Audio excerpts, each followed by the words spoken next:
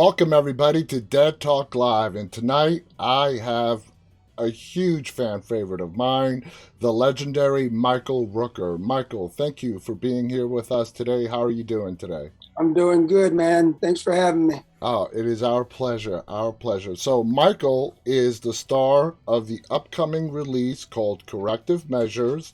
It is being released exclusively tomorrow, April 29th, on Tubi.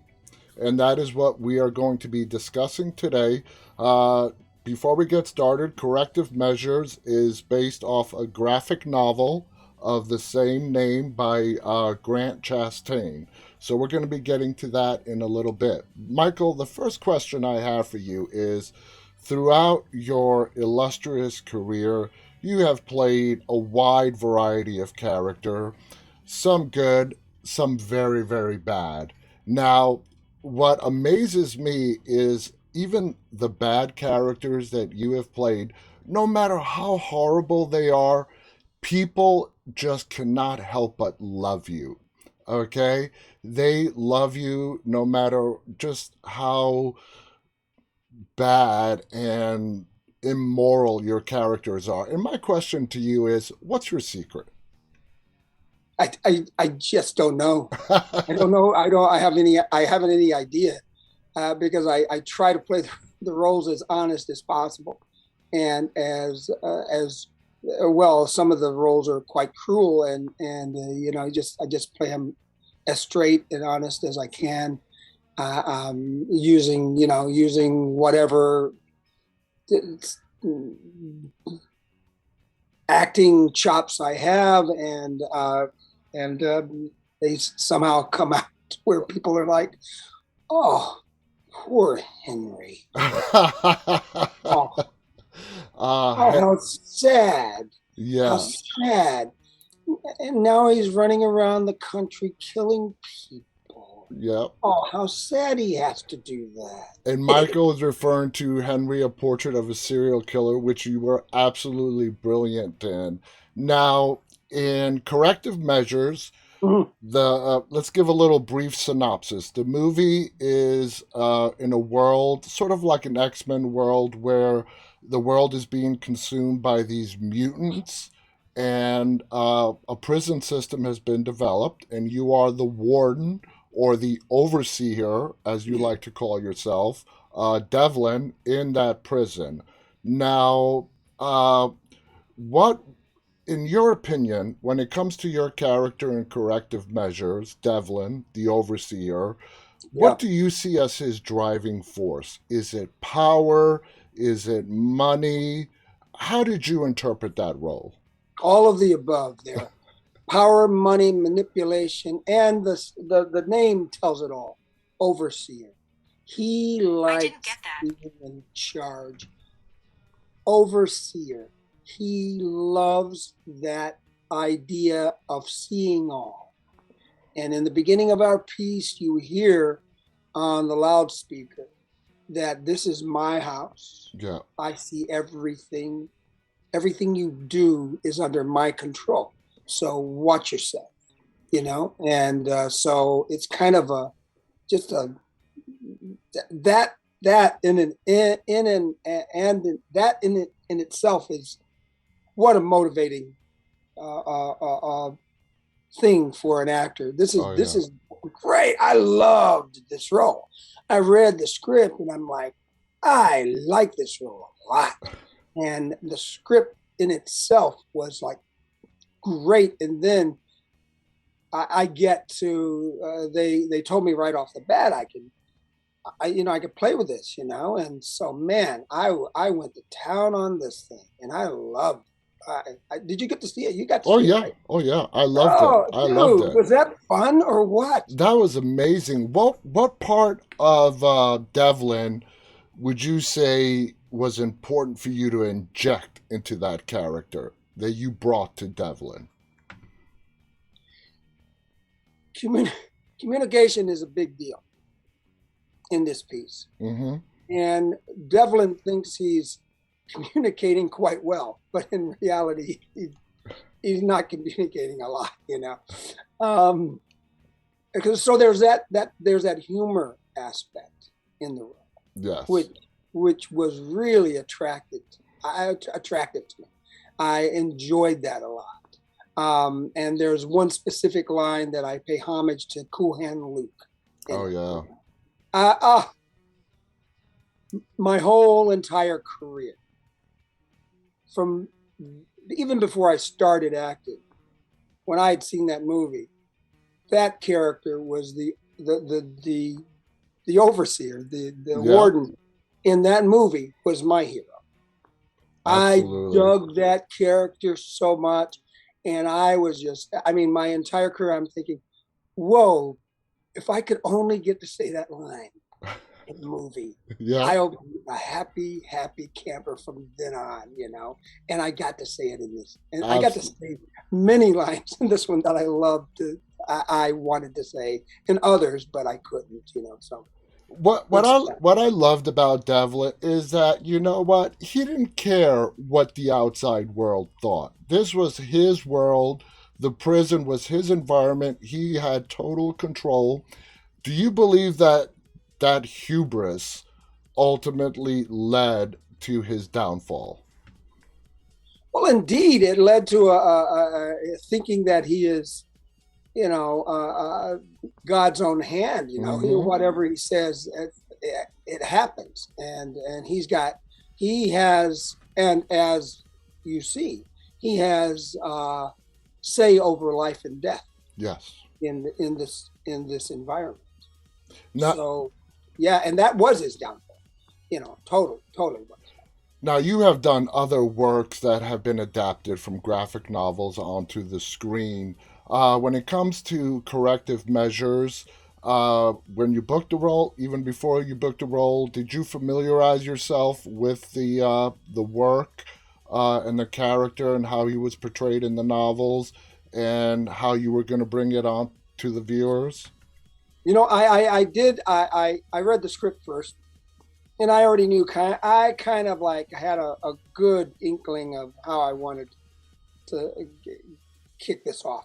Yeah. But then I read the graphic novel, and the graphic novel was great. Very good, very well written, and everything. Um, I didn't use an awful lot. I didn't worry about the graphic novel, Mm-hmm. and I just used my own imagination and the script at hand. That's really, you could really confuse yourself if you start Yeah. going all the way over back to the graphic novels and maybe others back in the day, like for like Guardians of the Galaxy. Yeah. James Gunn said, "No, no, no, don't read, don't worry about the graphic novel." Because I was like, "Oh man, I got to wear a loincloth." Gun. I mean, what is his character? He said, don't worry, it's gonna be different. It's gonna be different. So that's what happens when you got a graphic novel. The writers and the directors, it tends to be, it can be a lot different than the original graphic novel. Absolutely. Now we got to talk about the cast in general. Tom Cavanaugh, brilliant. Bruce Willis, legendary. You had a great, you had great castmates to work around. Mm-hmm. How did you Mm-hmm. guys all coalesce when you got on the set? Have you worked with either Bruce Willis or Tom Cavanaugh in the past? What was the overall experience like? But me and Tom hit it off right away. I mean, even in these interviews, Tom and I are just, it's like, it's beautiful. And um, I don't know if a lot of people know, but a lot of times when you accept a role, you read the script, you love the script and everything, but the script is not the only thing that is the deciding factor on whether or not you're going to end up doing the project. Chemistry is important. Chemistry is very important. So who is involved with the project is just as important as the project itself. Yeah, So, and the script, right? absolutely. So, and I had worked with Bruce before, and so I knew what a blast it was working with Bruce, and I was salivating and totally jonesing for a new script and a new project. So I loved, a big reason why I ended up in the movies Bruce. So Yeah. yeah. Now, this is Sean O'Reilly's first feature film directing. Uh, in general, as an actor, when you're coming on the set and you're working with a first time director and you being a veteran, what are some of the thoughts that go through your mind even before you meet the director? And then how do they change when you meet the director, how they want to work, their vision, and so on? Well, a lot of times we have a meeting and we talk, and you get a good sense of who the person is. And but Sean, I didn't have any qualms at all. Sean just stepped right in there and did his job, and it was completely awesome. We had a fun time. He gave me a complete freedom to adjust and manipulate a little bit and change the lines, the script a little bit to suit me. Mm-hmm. And so a lot of what you see on screen is a lot of my imagination and a lot of my rhythms and my, my take on the script itself. Mm-hmm. And so I add stuff and I add my own Michael Rooker flair, a little bit of Southern Gothic going Yeah. on. I'm originally from Alabama, but I grew up a lot of my life in Chicago, so I got both those mixes going, and I love New Orleans, so I got all that in there, and it's all you mix it all up, shake it all up, and they say action, and we just do it, man. And this is how it came out. So It it looks came out. good. It came out great. I cannot stress how amazing this movie is. It's science fiction, action, hardcore. People are gonna love it. Throughout your career, like we said, you've played a wide variety of characters. Is there a particular character that you enjoy playing more than another? Do you enjoy playing the antagonist? Does that allow you as an actor more freedom? To have a lot more fun with it, to roll with it, as opposed to being the good guy, the upstanding citizen type. You know what? You answered my question, and it is. It's a lot of fun. You do get you do get to do things that you wouldn't be able to do as the hero, or you know. And so I can do either or. Hmm. As actors, we're open and willing and ready to work on anything. So, but you do have an awful lot of fun playing the antagonists, the Yeah, villains, the, the bad guys. Because any director or any writer that knows their business knows that this person or persons uh, they have to be as strong and as powerful and as great as any of the heroic roles that we could think of that exactly. have been played already. Because if you don't got a strong, that person is not as weighty as if it's not a good equal justice going on Yeah, between these types of roles, your piece ain't gonna work. absolutely. It's going to be unbalanced and like hokey and like geez, the good guy wins again. Oh geez, come on. Yeah, yeah, We we've get seen tired. it a million times. Now, when Yeah. people watch Corrective Measures and they're done with the movie, for you, what is the important aspect of Devlin, the overseer, that you would like viewers to walk away with? Okay, what is that little nuance about that character that you wish and would like people to walk away with? There's too many nuances. There are so many nuances in this role. When you're there's every scene there's something new, and that's what drove me. It's like I had the freedom to just put it out there. and just have an absolute blast with this role.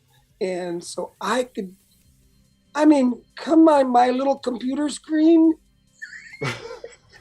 He's looking for his iPad or something like that.